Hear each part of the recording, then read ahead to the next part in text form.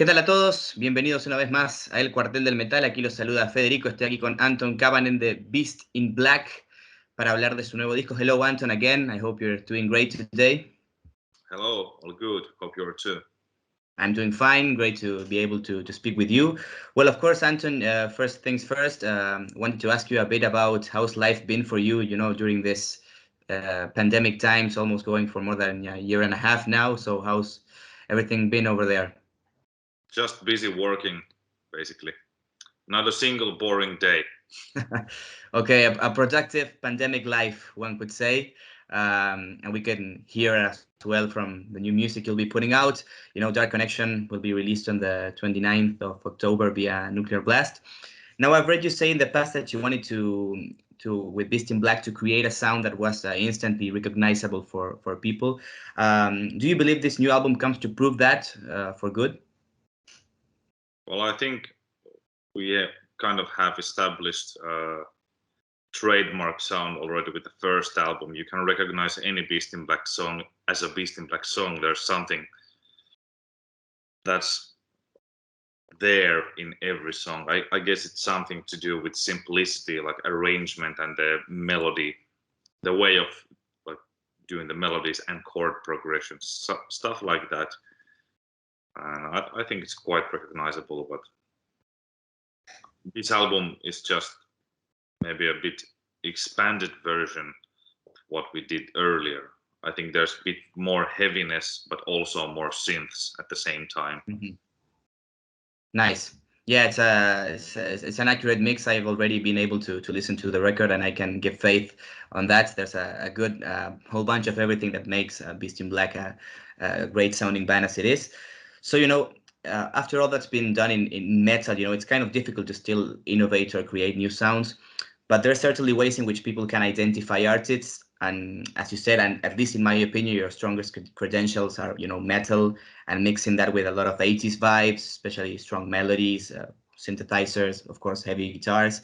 In your kind of mastermind opinion behind the band, what would you say would be the main highlights of Beast in Black's music? It can be, either with this album or in general throughout the three of them. I think in general, I would say it's being consistent with the quality of the content. Like musically, I would never allow a song on an album that I don't think that it's perfect. If it doesn't feel perfect, like 10 out of 10 for me, I would never accept it on an album. It's a matter of taste, of course. Someone might give 1 out of 10 to a song that feels like 10 out of 10 for me. Yeah. I remember we once even got a review from Germany that said it reviewed the album From Hell with Love with 1 out of 10 points. Wow. So it's totally a matter of taste, but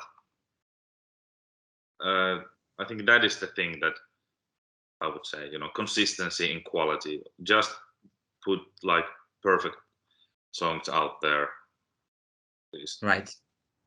Yeah, sure. It makes a lot of sense. So you're certainly all very talented musicians, virtuosos too, one could say. And you mentioned this a bit earlier. You also stressed on the simplicity that there's to the band's music, but without losing, of course, the musicality aspect of itself. Is that something that you wish you could find more, like in modern heavy or power metal bands, like not only to display fast tempos and speedy solos, but also concentrate on the other half of the music that's even maybe more important? I don't know. In a way, it's a good thing that we do it. Then there's less competition. Right. Yeah. No, but seriously, it would be nice if people would start to kind of, I don't know, slow down a bit and give more thought to the melodies and the chord progressions and the beats. Like learn from the past. I think the best recipes can be found in the past and by combining those from the past. But it's a difficult thing because it's always also a matter of taste, so to speak, when it comes to art. But I strongly believe that the greatest age for or decade for kind of popular culture music was the 80s, and also in the 90s they still made some great melodies. Actually, my favorite album of all times comes from the 90s and not 80s, but I guess some bands at least do this kind of a, you know, Sabaton is actually really like 80s style. When you listen to the songs, they have great melodies. But then there's also this synth wave, retro wave scene that is looks like so 80s and kind of sounds like 80s, but with a modern touch. But there aren't so great melodies there, to be honest. That's what different in the retro wave compared to the authentic 80s stuff, like Italo disco and pop music from the 80s. They had better melodies, really like catchy melodies, more catchy synthesizer riffs and stuff like that. So that is the difference. So I think that is lacking nowadays. And I don't know if it's a good or bad thing. As I said, like kind of a joke in that, well, we have less competition in that sense. But if it keeps going to this direction, then I would be kind of alarmed. Like, Right. Yeah, of course. Well, and that that value that, of course, you were mentioning, I think ties the whole record, Dark Connection, together. Almost every song, I mean, goes in that kind of catchy mid-tempo direction with lots of melodies, key changes. But a song that caught my ears, that sped things up a bit, was Revengeance Machine. Kind of drove me a bit back to Sod the Immortal from your first record, or tracks like that. So are those more speedy and fast types of songs something you're trying to do less now, or do you simply find yourself more comfortable like going for the more mid-paced and hookier songs, as you mentioned, with more 80s influences and that kind of stuff? It's all about a package that is in balance. I have nothing against like super fast songs or semi-fast songs. It just happens to be that it usually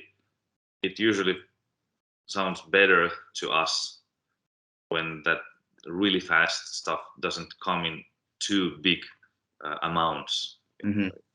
Usually it's something you have to just trust. Like if you feel something when you listen to the track list, man, there's like too much fast stuff, then you have to drop something out.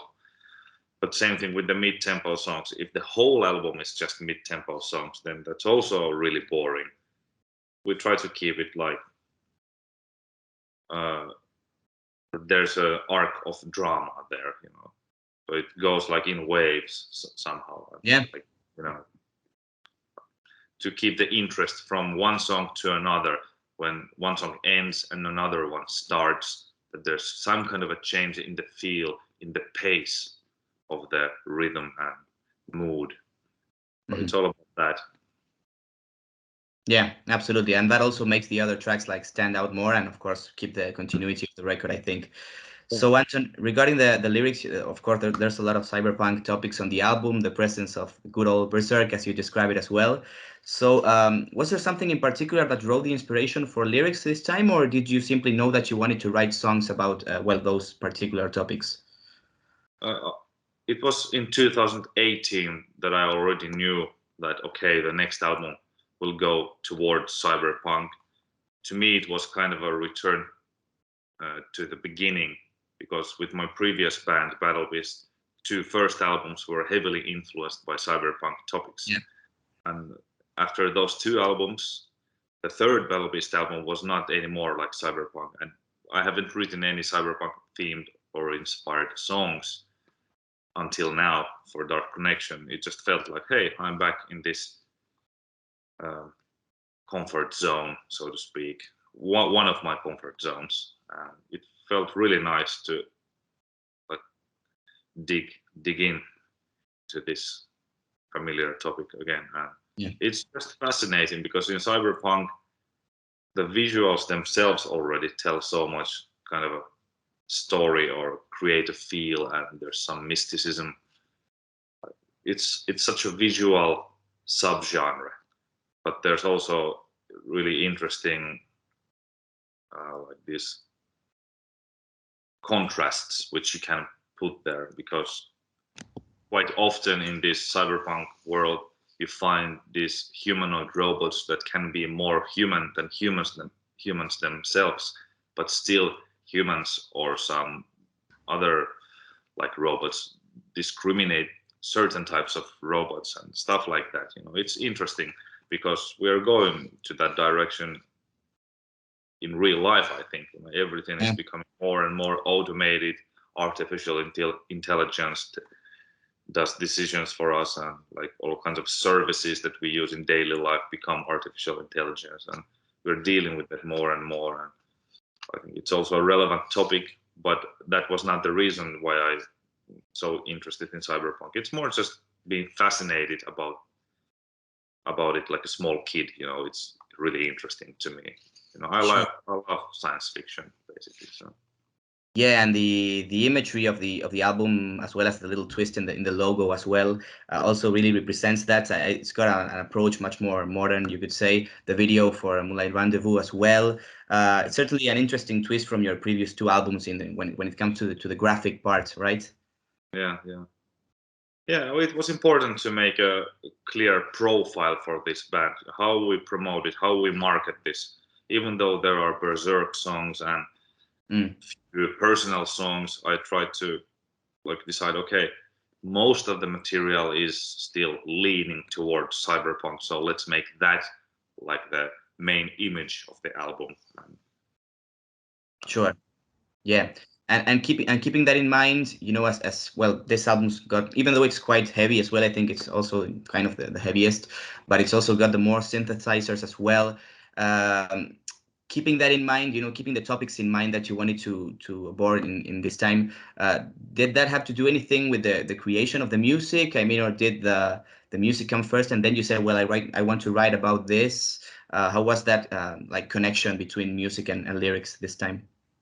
Usually, the songs, many of the songs are already written. I have a huge song library, which I go through, not entirely, but almost, in like maybe half of them I go through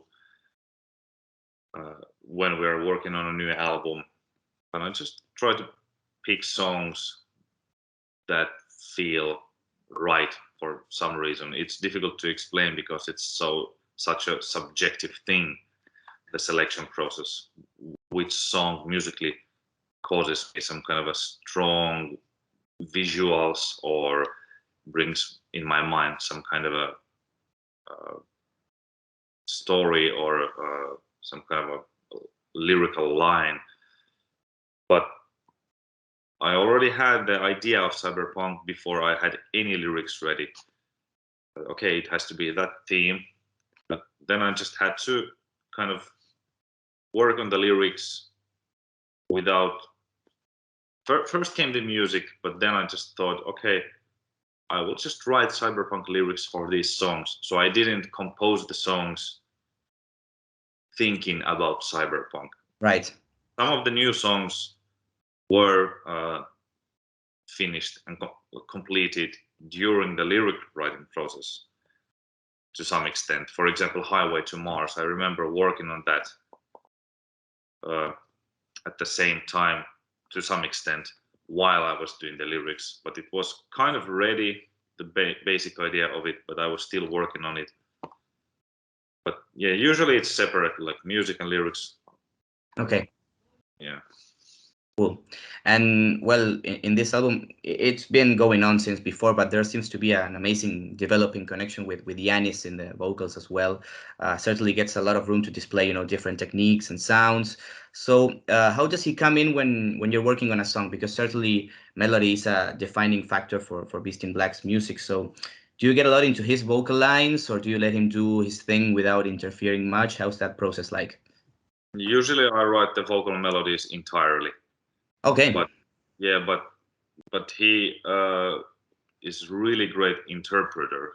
He can give the emotion, like the meaning for the melody. Even if a song is perfect and the melody is perfect, but if the singer sings it just flat, it can kill the song. Yeah. So I cannot like say enough how important it is that the singer really understands to give that right emotion for each melody, and Janis understands it, and we spend really much time in getting the right end result, like for every single line of the album. And luckily we see 99.9% eye to eye. It's easy to work with him because we hear without even like explaining each other. We hear if something is exactly what we needed, or if something is a bit off, then we don't even have to tell each other. We hear the same things that are Okay. good and bad, and that's a blessing, I guess, to have this kind of a singer to work with him. It's really great, and sometimes he gives ideas like for harmonies, or hey, let's make this chorus bigger, let's add more harmonies, and then he adds those. Okay. And so it's all important, but usually I do write the melodies like 100% complete, and arrangements of the songs, like for all the instruments and so on. It's just the way how I'm used to do things, because when you hear something clearly, like okay, I feel that this riff needs something, or from this part A to part B, I need to do some kind of a twist, or drum like accent or drum feel comes here, and I kind of do it myself already in the writing process, because I don't want to leave it there, because if I leave all these things which bother me, then it's going to be a lot of things at a later period. Yeah, I understand. Yeah. So whenever you feel that hey, something is not complete, if you can fix it, then fix it like as soon as you can, already in the writing process. Good. Well, glad to know there's that great of a connection between you and him, and also I imagine that the rest of the musicians in the band. So Anton, at least I can imagine, but with such catchy music comes the hard task of picking singles. I could say, actually, when we are recording this interview, well, in a couple of hours before the release of One Night in Tokyo video I've seen. So how did you, or how do you generally go for choosing singles? I mean, it's more of a band duty, or has the label had something to do with it as well? And how was it precisely on with this album? Well, it's band duty actually. Okay. We decided ourselves, and sometimes the label or the people who work with label, when they hear about our choices, they don't really agree. Then we will listen to their like opinions, but usually we keep our head and do it our way anyway. Okay. We've been asked to cut the song, cut them Yeah. shorter, take away this part, and we never do that, because why would we like make a song, like write some stuff there that's unnecessary? Right. We don't put stuff that's unnecessary. It's complete as it is. There's a purpose for that. I understand, if there's some kind of a overly like long kind of a ambience atmospheric part in a song, and if that is the first single, and then there's this 2 minute long slow intro, like with no melody, no theme, no rhythms, of course that's a bad thing, but we don't have that, and we understand that. But sometimes like people are too stuck with their formulas. Okay, a radio song should be like 4 minutes. Yeah. The vocals should start in 20 seconds or something like that. Yeah. It's not mathematics. Art is not mathematics. Of course you can analyze art through a mathematical, like a magnifying glass, and like understand, okay, there are time values and all these numbers, but you have to trust more of the emotion. Like, and usually when something lasts a bit longer in a song, when it doesn't follow the basic formula of the radios, you know, if it's still good, like instrumental part, like in Moonlight Rendezvous, we think it kind of grows steadily, and then when it ends the keyboard theme, then comes the heavy guitar riff, which is Yeah. it's kind of a reward for the listener. Okay, you made it this far, and now we make it even heavier, and then it like calms down, and the soft singing starts. So it's a whole like a first arc of the song, which is complete. So you don't cut that, and sometimes people in the business side don't get it, and it's like a struggle. But even if they get it, they are afraid that it's a risk, and you know people will not accept it, and radios don't play the song. But you know, it doesn't matter. You know, you have to stay true to your art if it comes from the heart. Yeah. What an interesting point of view that of course having a part in a song and then for the listener having to wait, even though the part may be super enjoyable, and then comes the other part like the heavy riff in that song. But as you said, art is not mathematics. I also adhere to that phrase. So Anton, well, last one for you. Of course, I'm sure these songs will sound great live. You've got quite a large tour coming up at the end of the year. So I would like to ask, how's everything looking so far? And well, what are your expectations on this upcoming run for Beast in Black?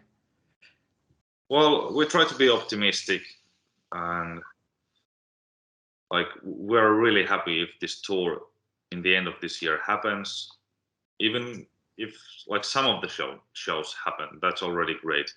Yeah. And the world will adapt and will find solutions like how to live with this pandemic, and will sooner or later get back to this normality. And when that finally happens, like when the active touring starts to happen for all the bands, our plan is to like squeeze everything out of this Dark Connection, to tour as heavily as possible. You know, hopefully, you know, 3, 4, 5 years. Wow. Just maybe not 5 years, but you know, as much as possible, and go to new territories, like South America, for example. We've never been there, Yeah. so that's one of the goals. It will be amazing to have you with this new album, and of course playing all your other songs as well. So yeah, next year it's looking quite good, I think, and let's hope that you can do the tour at the end of this year as well. And well, again, Anton, what a pleasure being able to chat with you a little bit today. I hope that everything goes out great with the new record. Well, any final words for those Beast in Black fans here in South America? I hope that you can come to visit us in 2022 as well. Yeah, well, thanks for the patience. You know, you've been waiting for a long time. We promise that we will come there and play the new album and the old albums as well. So until then, take care and enjoy the music. Excellent, my friend. Thank you very much. You're welcome. Okay, Cool. have a good night. You too. Okay. Bye Bye bye. bye.